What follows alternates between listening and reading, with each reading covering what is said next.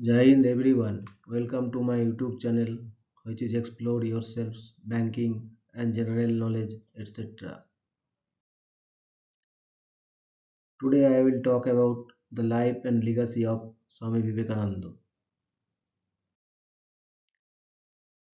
Today we gathered to commemorate the birth anniversary of Swami Vivekananda, one of India's greatest spiritual leaders, thinkers and youth icons. Born on 12th January 1863 as Narendranath Datta, he was a disciple of Sri Ramakrishna Paramahansa and a powerful messenger of India's spiritual wisdom to the world. Swami Vivekananda inspired millions through his timeless teachings on self-confidence, character building, service to humanity, and universal brotherhood. His historic address at the Parliament of the World's Religions in Chicago in 1893 brought global recognition to India's philosophy of tolerance and harmony. Celebrated as a symbol of youth power and national awakening, his life and message continue to guide generations towards strength, purpose, and service to mankind.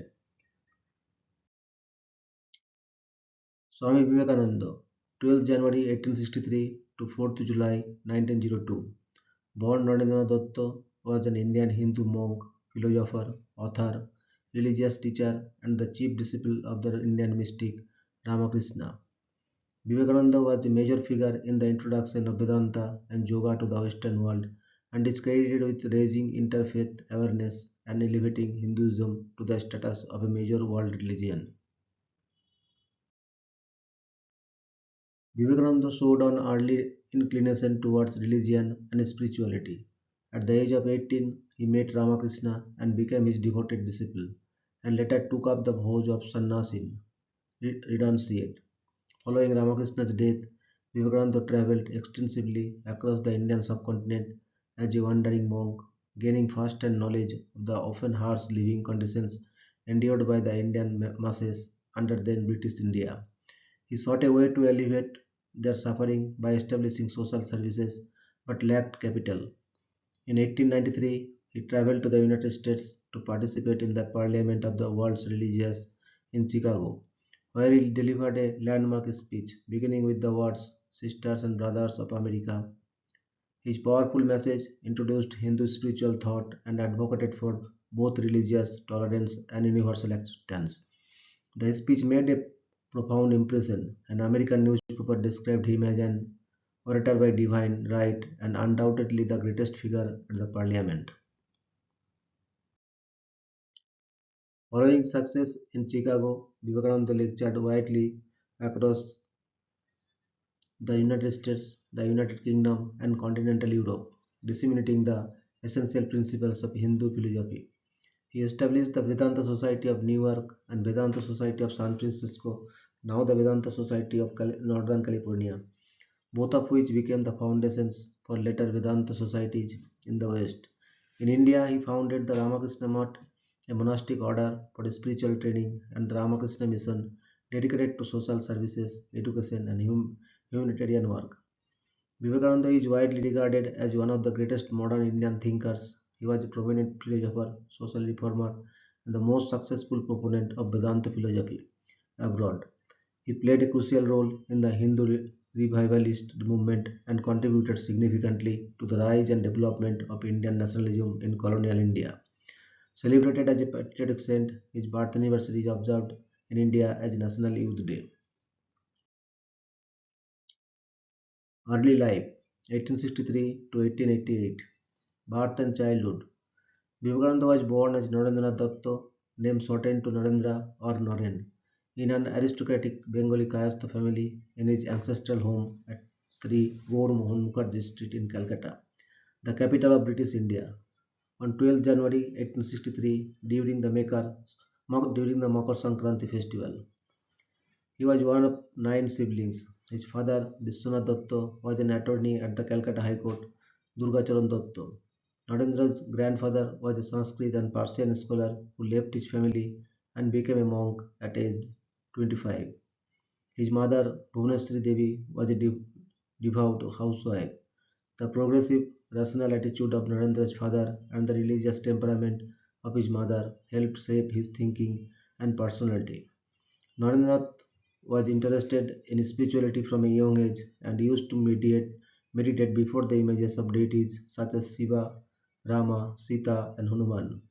He was fascinated by wandering ascetics and monks. Narendra was mischievous and restless as a child, and his parents often had difficulty controlling him. His mother said, I prayed to Shiva for a son, and he has sent me one of his demons.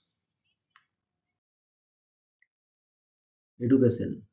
In 1871, at the age of 8, Narendranath enrolled at Ishwarchandra Vidyasagar's Metropolitan Institution, where he went to school until his family moved to Raipur in 1877.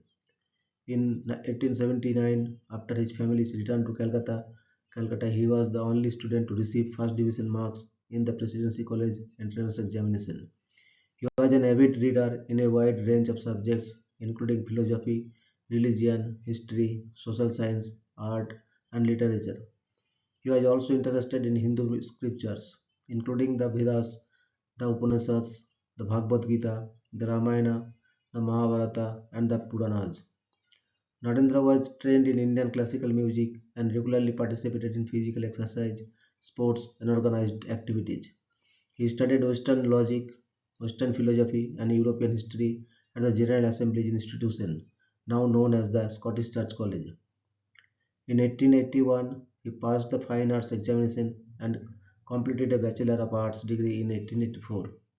Narendra studied the works of David Hume, Immanuel Kant, Johann Gottlieb Fichte, Baruch Spinoza, George W. F. Hazel, Arthur Schopenhauer, Auguste Comte, John Stuart Mill, and Charles Darwin.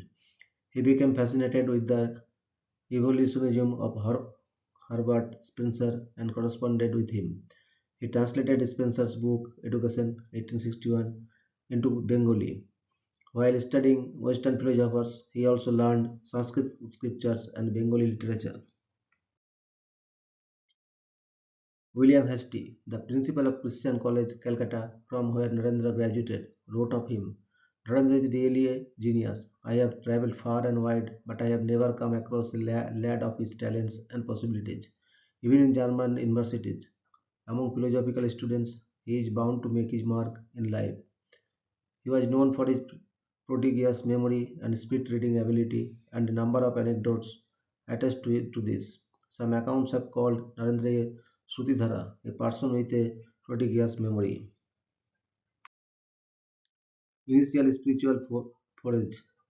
In 1880, Narendra joined Keshav Chandra Sen's Navabidhan, which was established by Sen after meeting Ramakrishna Paramahansa and reconverting from Christianity to Hinduism. Narendra became a member of Freemasonry Lodge at some point before 1884 and of the Sadharan Brahmo Samaj. In his 20s, a breakaway faction of the Brahmo Samaj led by Keshav Chandra Sen and Devendranath Tagore. From 1881 to 1884, he was also active in Sen's Band of Hope, which tried to discourage youths from smoking and drinking. It was in this cultic milieu that Narendra became acquainted with Western esotericism. His initial beliefs were shaped by Brahmo concepts which denounced polytheism and caste restrictions and proposed a streamlined, rationalized, monotheistic theology strongly colored by selective and modernistic reading of the Upanishads and of the Vedanta. Ram Mohan Rai, the founder of the Brahmo Samaj, who was strongly influenced by Unitarianism, stooped towards a universalistic interpretations of Hinduism. His ideas were altered considerably by Devendranath Tagore, who had a romantic approach to the development of these new doctrines and questioned central Hindu beliefs like reincarnation and karma, and rejected the authority of the Vedas. Tagore and later Sen also brought this new Hinduism closer in line with Western esotericism. Sen was influenced by transcendentalism, an American philosophical religious movement strongly connected with Unitarianism, which emphasized personal religious experience over mere reasoning and theology. Sen's focus on creating an accessible, non-renunciatory everyman type of spirituality that introduced lay systems of spiritual practice was an influence on the teachings Vivekananda later popularized in the West. Not satisfied with his knowledge of philosophy, Narendra came to the question which marked the real beginning of his intellectual quest for God. He asked several prominent Calcutta residents if they had come face to face with God, but none of their answers satisfied him. At this time, Narendra met Devendranath Tagore, the leader of Brahmo Samaj, and asked if he had seen God.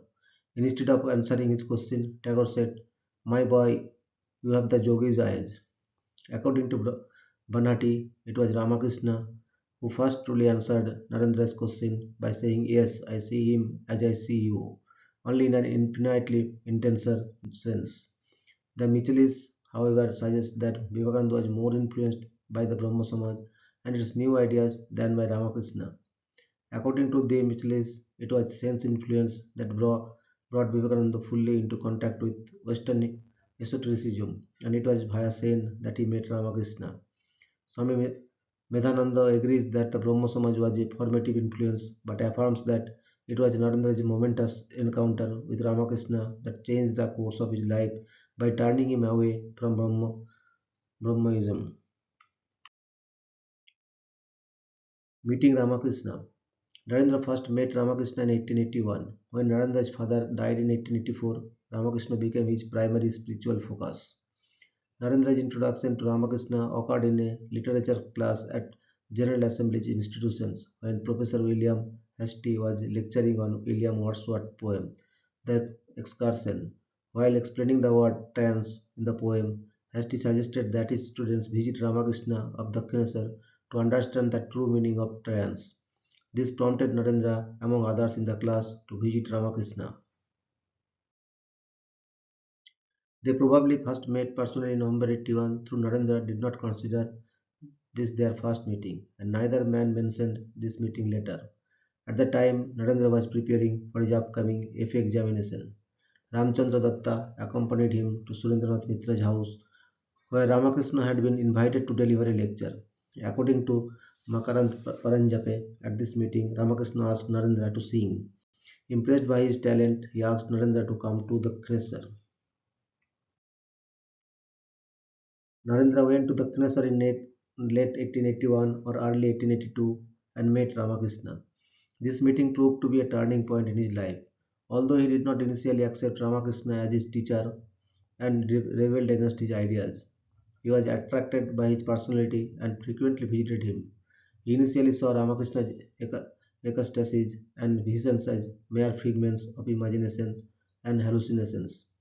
As a member of Brahmo Samaj, he opposed idol worship, polytheism, and Ramakrishna's worship of Kali. He even rejected the Advaita Vedanta teaching of identity with the Absolute as blasphemy and madness, and often ridiculed the idea Ramakrishna was unperturbed and advised him try to see the truth from all angles. Narendra's father's sudden death in 1884 left the family bankrupt. Creditors began demanding the repayment of loans, and relatives threatened to evict the family from their ancestral home. Once the son of a well-to-do family, Narendra became one of the poorest students in his college. His attempts to find work were unsuccessful. He questioned God's existence, but found solace in Ramakrishna, and his visits to the Knesset increased. One day Narendra asked Ramakrishna to pray to the goddess Kali for his family's financial welfare. Ramakrishna instead suggested to go to the temple himself and pray. Narendra went to the temple 3 times but did not pray for any kind of worldly necessities. He ultimately prayed for true knowledge and devotions from the goddess. He gradually became ready to renounce everything for the sake of realizing God and accepted Ramakrishna as his guru.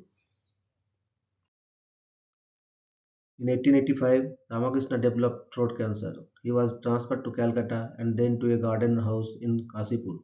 Narendra and Ramakrishna's other disciples took care of him during his last days, and Narendra's spiritual education continued. At Kasipur, he experienced Nirvikalpa Samadhi. Narendra and several other disciples received Akre robes from Ramakrishna, forming his first monastic order. He was taught that service to men was the most effective worship of God. Ramakrishna asked him to take care of the other monastic disciples and likewise asked them to see Narendra as their leader. Ramakrishna died in the early morning hours of 16th August 1886 in Kasipur. Founding of Ramakrishna Mutt. After Ramakrishna's death, support from devotees and admirers diminished. Unpaid rent accumulated, forcing Narendra and the other disciples to look for a new place to live. Many returned home, adopting a grihastha, family-oriented way of life. Narendra decided to convert a dilapidated house at Baranagar into a new monastery for the remaining disciples. Rent for the Baranagar mott was low and was raised by Madhukari, holy begging. It became the first building of the Ramakrishna Mutt, the monastery of the monastic order of Ramakrishna. Narendra and other disciples used to spend many hours practicing meditation and religious austerities every day. Narendra recalled the early days of practice in the monastery. We used to get up at 3 a.m. and become absorbed in japa and meditation. What a strong spirit of detachment we had in those days. We had no thought even as to whether the world existed or not. In 1887, Narendra compiled a Bengali song anthology named Sangit Kalpaturu with Vaishnav Charun Basak. Narendra collected and arranged most of the songs in this compilation, but unfavorable circumstances prevented its completion. Monastic Bhoj. In December 1886, the mother of one of the monks, Baburam, invited Narendra and his brother monks to Antpur village. In Anandpur on the Christmas Eve of 1886, the 23-year-old Narendra and 8 other disciples took formal monastic bhoj at the Radha Govinda Jew temple. They decided to live their lives as their master lived. Travels in India 1888 to 1893. In 1888, Narendra left the monastery as a Parivrajaka, a wandering monk, without fixed abode, without ties, independent and strangers wherever they go. His sole possessions were a kamandalu, water pot, staff, and his two favorite books, the Bhagavad Gita and the Imitation of Christ. Narendra traveled extensively in India for 5 years, visiting centers for learning and acquainting himself with diverse religious traditions and social patterns. He developed sympathy for the suffering and poverty of the people and resolved to uplift the nation. Living primarily on bhiksha alms, he traveled on foot and by railway. During his travels, he met and stayed with Indians from all religions and walks of life, scholars, devans, rajas, Hindus, Muslims, Christians, pariahs, low-caste workers, and government officials. On the suggestion of his patron, friend, and disciple Raja Ajit Singh of Khetri, he adopted the name Vivekananda, a conglomerate of the Sanskrit words Viveka and Ananda, meaning the bliss of discerning wisdom. As Vivekananda, he departed Bombay for Chicago on 31st May 1893, intending to participate in the world's Parliament of Religions. First visit to the West, 1893 to 1897. Vivekananda visited several cities in Japan, including Nagasaki, Kobe, Yokohama, Osaka, Kyoto, and Tokyo, China and Canada, en route to the United States, reaching Chicago on 30th July 1893. The Parliament of Religions took place in September 1893, an initiative of the Swedenborgian layman and Illinois Supreme Court Judge Charles C. Bonney. The Congress sought to gather all the religions of the world with the aim of showing the substantial unity of many religions in the good deeds of the religious life. The Brahmo Samaj and the Theosophical Society were invited as representatives of Hinduism. Vi- Vivekananda wished to participate but learned that only individuals with credentials from a bona fide organizations would be accepted as delegates. Disappointed, he contacted Professor John Henry Wright of Harvard University, who had invited him to speak at Harvard. Vivekananda wrote of the professor, "He urged upon me the necessity of going to the Parliament of Religions, which he thought would give an introduction to the nation." On hearing that Vivekananda lacked the credentials to speak at the Parliament, Wright said, "To ask for your credentials is like asking the sun to state its right to shine in the heavens." Vivekananda submitted an application introducing himself as a monk of the oldest order of sannyasis, founded by Sankara. The application was supported by the Brahmo Samaj representative Pratap Chandra Majumdar, who was also a member of the Parliament's selection committee. Parliament of the World's Religions. The Parliament of the World's Religions opened on 11 September 1893 at the Art Institute of Chicago as part of the World's Columbian Exposition. On this day, Vivekananda gave a brief speech representing India and Hinduism. He bowed to Saraswati and the Hindu goddess of learning and began his speech with Sisters and Brothers of America. At these words, Vivekananda received a 2 minute standing ovation from the crowd of 7,000. When silence was restored, he began his address, greeting the youngest of the nations on behalf of the most ancient order of monks in the world, the Vedic order of Sannyasins, a religion which has taught the world both tolerance and universal acceptance. Vivekananda quoted one illustrative passage from the Siva Mahima Stotam, as the different streams having their sources in different places all mingle their water in the sea. So, O Lord, the different paths which men take through different tendencies, various though they appear, crooked or straight, all lead to thee. And another from the Bhagavad Gita, whosoever comes to me through whatsoever from I reach him, all men are struggling through paths that in the end lead to me. According to Sailendranath Dhar, it was only a short speech, but it would hoist the spirit of the parliament. Parliament President John Henry Burroughs said India, the mother of religions, was represented by Swami Vivekananda, the orange monk who exercised the most wonderful influence over his auditors. Vivekananda attracted widespread attention in the press, which called him the cyclonic monk from India. The New York critic wrote, "He is an orator by his divine right, and his strong, intelligent face in its picturesque setting of yellow and orange was hardly less interesting than those earnest words, and the rich rhythmical utterance he gave them." The New York Herald noted, Vivekananda is undoubtedly the greatest figure in the parliament of religions. After hearing him, we feel how foolish it is to send missionaries to this learned nation. American newspapers reported Vivekananda as the greatest figure in the parliament of religions and the most popular and the influential man in the parliament. The Boston Evening Transcript reported that Vivekananda was a great favorite at the parliament. If he merely crosses the platform, he is applauded. He spoke several more times at receptions, the scientific section, and the private homes on topics related to Hinduism, Buddhism, and harmony among religions. Vivekananda's speeches at the parliament had the common theme of universality, emphasizing religious tolerance. He soon became known as a handsome Oriental and made a huge impression as an orator. Hearing Vivekananda speak, Harvard psychologist Professor William James said that man is simply a wonder for oratorical power. He is an honor to humanity. Parliament of the World's Religions. Lecture tours in the UK and US. After the Parliament of Religions, Vivekananda toured many parts of the US as a guest. His popularity gave him an unprecedented opportunity to communicate his views on life and religion to great numbers of people. During a question and answer session at Brooklyn Ethical Society, he remarked, "I have a message to the West as Buddha had a message to the East." On another occasion, he described his missions thus: I do not come to convert you to a new belief. I want you to keep your own belief. I want to make the Methodist a better Methodist, the Presbyterian a better Presbyterian, the Unitarian a better Unitarian. I want to teach you to live the truth, to reveal the light within your own soul.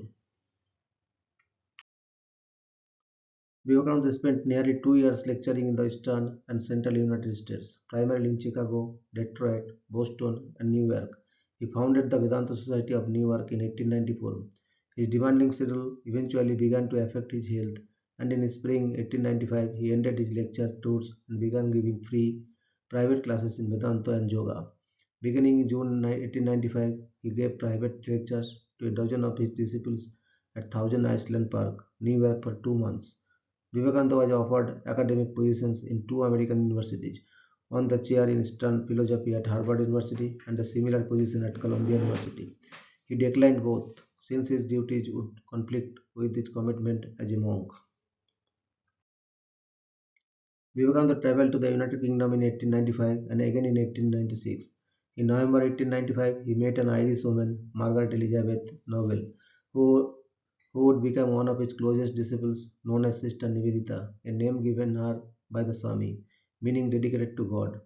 On his second visit in May 1896, Vivekananda met Max Muller, a noted Indologist from Oxford University, who wrote Ramakrishna's first biography in the West. From the UK, he visited other European countries. In Germany, he met Paul Dussel, another renowned Indologist. Vivekananda's success led to a change in mission, namely the establishment of Vedanta centers in the West. He adapted traditional Hindu ideas and religiosity to suit the needs and understandings of his Western audiences, who were more familiar with Western esoteric traditions and movements. An important element in his adaptations of Hindu religiosity was the introduction of his four yogas, model based in Raja Yoga, which offered a practical means to realize the divine force within, a central goal of modern Western esotericism. In 1896, his book Raja Yoga, an interpretation and adaptation of Patanjali's Yoga Sutras, was published, becoming an instant success. It became highly influential in the Western understanding of yoga. In Elizabeth Day Michel's view, marking the beginning of modern yoga. Parliament of the world's religions. Vivekananda attracted followers and admirers in the US and Europe, including Josephine MacLeod, Betty Leggett, Lady Sandwich, William James, Josiah Royce, Robert G. Ingersoll, Lord Kelvin, Harriet Monroe, Eli Wheeler Wilcox, Sarah Bernhardt, Nikola Tesla, Emma Calvé, and Hermann Ludwig Ferdinand von Helmholtz. He initiated several followers, including Maria Louise, a French woman who became Swami Abhayananda, and Leon Landsberg, who became Swami Kripananda, so that they could serve the mission of the Vedanta Society. He also initiated Christiana Gristle of Detroit, who became Sister Christian, with whom he developed a close father-daughter relationship. While in America, Vivekananda was given land to establish a retreat for Vedanta students in the mountains to the southeast of San Jose, California. He called it Peace Retreat or Santi Asrama. There were 12 main centers established in America, the largest being the Vedanta Society of Southern California in Hollywood. There is also a Vedanta Press in Hollywood, which publishes books about Vedanta and English translations of Hindu scriptures and texts. From the West, Vivekananda revived his work in India. He regularly corresponded with his followers and brother monks, offering advice and financial support. His letters from this period reflect his campaign of social service and were strongly worded. He wrote to Akhandananda, go from door to door amongst the poor and lower classes of the town of Khetri and teach them religion. Also let them have oral lessons on geography and such other subjects. No good will come of sitting idle and having princely dishes and saying, Ramakrishna, O Lord, unless you can do some good to the poor. In 1895, Vivekananda founded the periodical Brahma Badin. His translations of the first six chapters of the Imitation of Christ was published in Brahma Badin in 1899. Vivekananda left for India from England on 16 December 1896, accompanied by his disciples Captain and Mrs. Xavier and J. J. Goodwin. On the way, they visited France and Italy and set sail for India from Naples on 30th December 1896. He was followed to India by Sister Nivedita, who devoted the rest of her life to the education of Indian women and the goal of India's independence. Back in India, 1897 to 1899, Vivekananda arrived in Colombo, British Ceylon, now Sri Lanka, on 15 January 1897 and received a warm welcome. In Colombo, he gave his first public speech in the East. He travelled from Colombo to Pamban, Rameswaram, Ramnath, Madurai, Kumbakonam, and Madras, delivering lectures. Common people and Rajas gave him an enthusiastic reception. During his train travels, people often sat on the rails to force the train to stop so they could hear him. From Madras, now Chennai, he continued his journey to Calcutta and Almora. While in the West, Vivekananda spoke about India's great spiritual heritage. In India, he repeatedly addressed social issues, uplifting the people, eliminating the caste system, promoting science and industrialization, addressing widespread poverty and ending colonial rule. The lectures, published as lectures from Colombo to Almora, demonstrated his fervent nationalism and spiritual ideology. On 1st May 1897 in Calcutta, Vivekananda founded the Ramakrishna Mission, an institution dedicated to social service with ideals based on Karma Yoga. Its governing body consists of the trustees of the Ramakrishna Math, which conducts religious work. Both Ramakrishna Math and the Ramakrishna Mission have their headquarters at Belur Math. Vivekananda founded two other monasteries, one in Mayavati in the Himalayas near Almora, the Advaita Asrama, and the another in Madras, now Chennai. Two journals were founded, Prabuddha Bharata in English and Udbodhan in Bengali. That year, female relief work was begun by Swami Vivekananda in the Murshidabad district. Vivekananda earlier inspired Jamshedji Tata to set up research and educational institutions when they traveled together from Yokohama to Chicago on Vivekananda's first visit to the West in 1893. Tata now asked him to head his research institute of science. Vivekananda declined the offer, citing a conflict with his spiritual interests. He visited Punjab, attempting to mediate an ideological conflict between Arya Samaj, a reformist Hindu movement, and the Sanatan, Orthodox Hindus. After brief visits to Lahore, Delhi, and Khetri, Vivekananda returned to Calcutta in January 1898. He consolidated the work of the Math and trained her disciples up for several months. Vivekananda composed Khandana Bhavavandana, a prayer song dedicated to Ramakrishna in 1898. Second visit to the West and final years, 1899 to 1902. Despite declining health, Vivekananda left for the West for a second time in June 1899. On this occasion, he was accompanied by Sister Nivedita and Swami Turiyananda. After a brief stay in England, he went to the United States, where he established Vedanta societies in San Francisco and New York and founded a Shanti Asrama peace retreat in California. He traveled to Paris for the Congress of Religions in 1900. His lectures at the Congress concerned the worship of the Lingam and the authenticity of the Bhagavad Gita. Vivekananda then visited Brittany, Vienna, Istanbul, Athens, and Egypt. The French philosopher Jules Boyce was his host for most of this period. Vivekananda returned to Calcutta on 9 December 1900.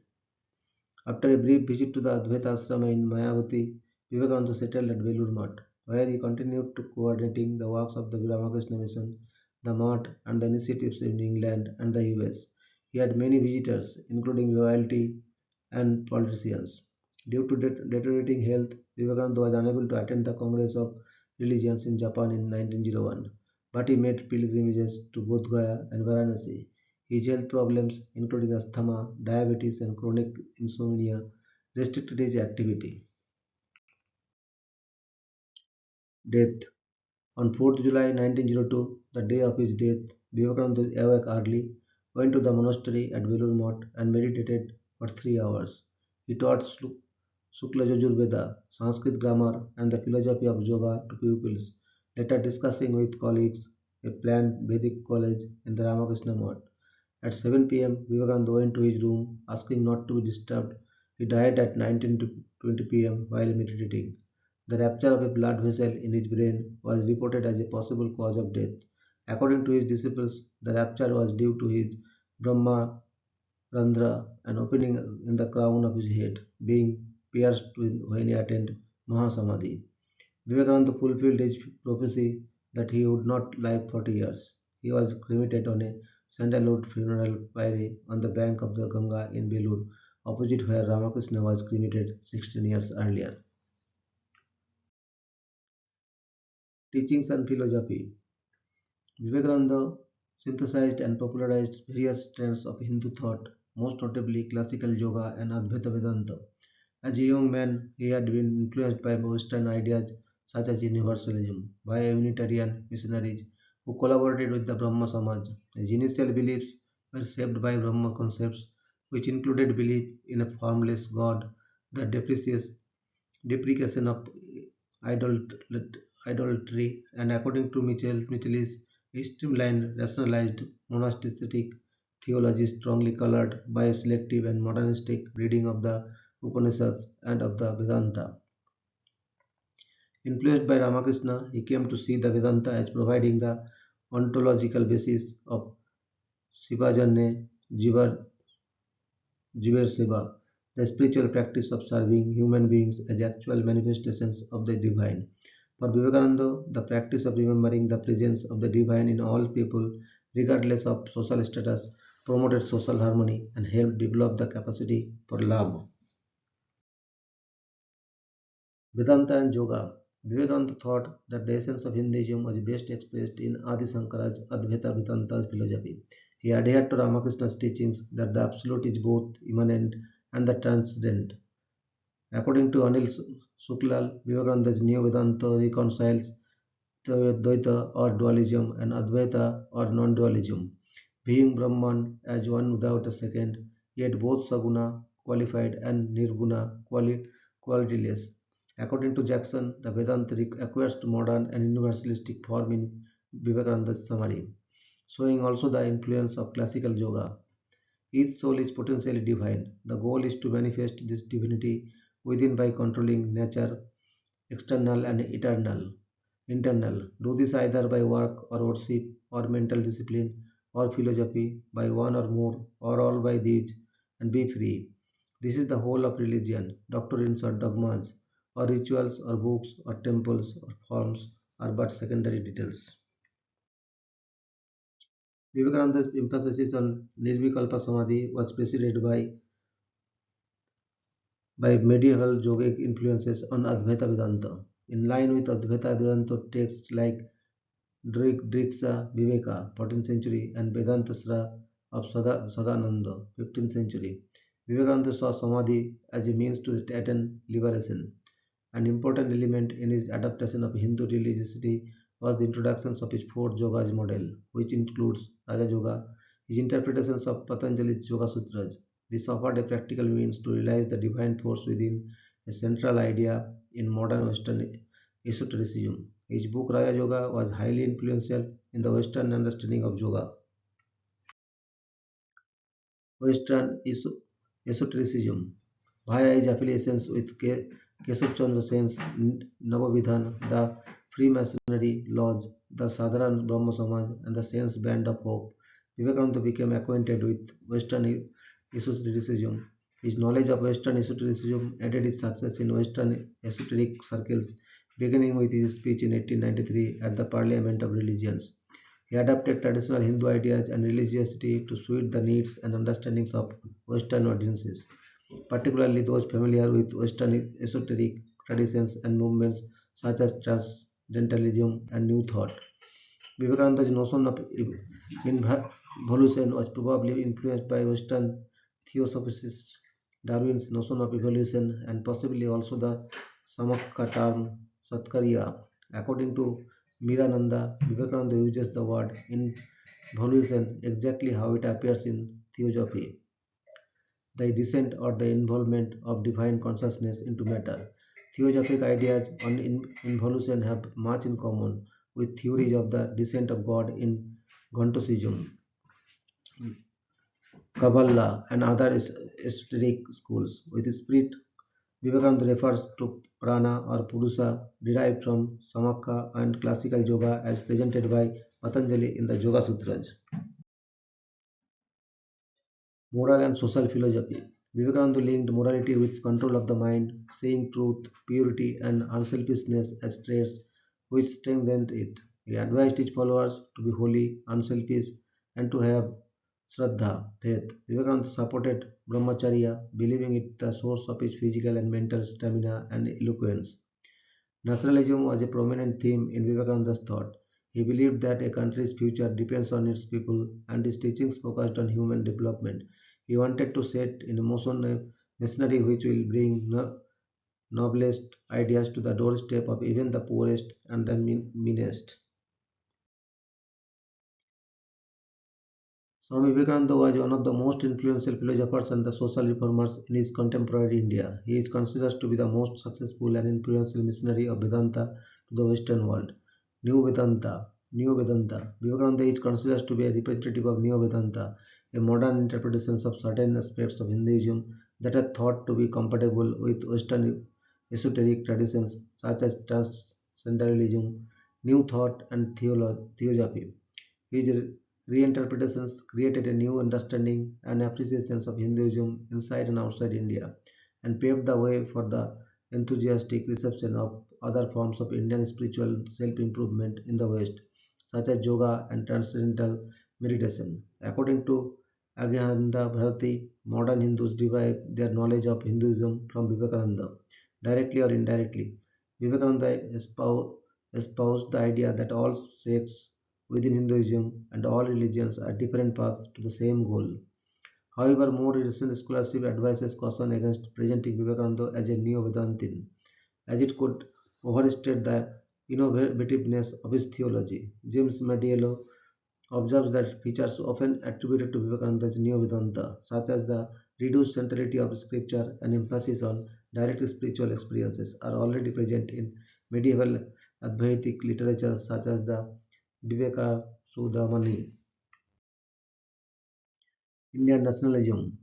Vivekananda's nationalism have gave unprecedented substances to the emerging nationalist ideal of British rule India. According to social reformer Charles Freer and Hughes, the Swami's intrepid patriotism gave a new color to the national movement throughout India. More than any other single individual of that period, Vivekananda had made his contributions to the new awakening of India.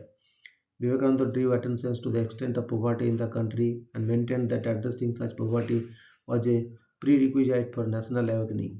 His nationalistic ideas influenced many Indian thinkers and leaders. Sri Aurobindo regarded Vivekananda as the one who awakened India spiritually. Mahatma Gandhi counted him among the few Hindu reformers who have maintained this Hindu religion in a state of splendor by cutting down the dead wood of tradition. Name giving. In September 2010, the then Union Finance Minister Pranab Mukherjee, who later became President of India, approved in principle the Swami Vivekananda Values Education Project at a cost of rupees 1 billion US $12 million. The project's objectives included publishing Vivekananda's works in a number of languages and involving youth with competitions, essays, discussions, and study circles. In 2011, the West Bengal Police Training College was renamed the Swami Vivekananda State Police Academy, West Bengal. The State Technical University in Chhattisgarh has been named the Chhattisgarh Swami Vivekananda Technical University. In 2012, the Raipur Airport was renamed Swami Vivekananda Airport. Celebrations. National Youth Day in India is observed on Vivekananda's birthday, 12 January. The day he delivered his speech at the Parliament of Religions, 11 September, is observed as the World Brotherhood Day. The 150th birth anniversary of Swami Vivekananda was celebrated in India and abroad. The Ministry of Youth Affairs and Sports in India officially observed 2013 as the occasion in a declaration. Films. Indian film director Utpal Sinha's 2013 The Light Swami Vivekananda was a tribute for his 150th birth anniversary. Other Indian films about his life include Swamiji 1949 by Amar Malik, Swami Vivekananda 1955 by Amar Malik, Birissa Vivekananda 1964 by Madhu Bose, Life and Message of Swami Vivekananda 1964 documentary film by Bimal Rai, Swami Vivekananda 1998 by GVIR, Somaji 2012 Lesser Light film by Manik Sarkar. Sound of Joy, an Indian 3D animated short film directed by Sukankan Rai, depicts the spiritual journey of Vivekananda. It won the National Film Award for Best Non-Feature Animation Film in 2014. Works. Although Vivekananda was a powerful writer in English and Bengali, most of his published works were based on lectures given at various places around the world. Since most of these lectures were delivered spontaneously and with minimal preparation, his written style often retained the variability characteristics of his speech and could be in turn discursive or expository, conversational or declamatory. His main work, Raja Yoga, consists of his own reworking of a series of talks delivered in New York. Bartaman Bharat, meaning present day India, is a Bengali language essay first published in the March 1899 issue of Udbodhan, the Bengali language magazine of Ramakrishna Math and Ramakrishna Mission. The essay was reprinted as a book in 1905 and later included in the fourth volume of the complete works of Swami Vivekananda. In this essay, Vivekananda is referring to the readers is to honor every Indian as a brother, regardless of poverty, social status, or caste. In conclusion, the life and teachings of Swami Vivekananda remain a guiding light for humanity, especially for the youth. His message of fearlessness, self-belief, discipline, and service to society asks us to rise above limitations and work for the welfare of all. As we observe his birth anniversary, let us not merely remember him in words, but strive to live his ideals by building strong character, nurturing compassion, and contributing positively to the nation and the world. The true tribute to Swami Vivekananda lies in transforming his vision into action and becoming the change he dreamed of for India and humanity. Disclaimer: this presentation is prepared solely for educational and inspirational purposes. The information included is based on publicly available sources and historical references. No part of this content is intended to hurt the sentiments of any individual, community, religion, or belief system. Any errors or omissions are unintentional, and respect for all faiths and viewpoints is sincerely maintained. Thank you very much for your patience. Request for like, subscribe, and share.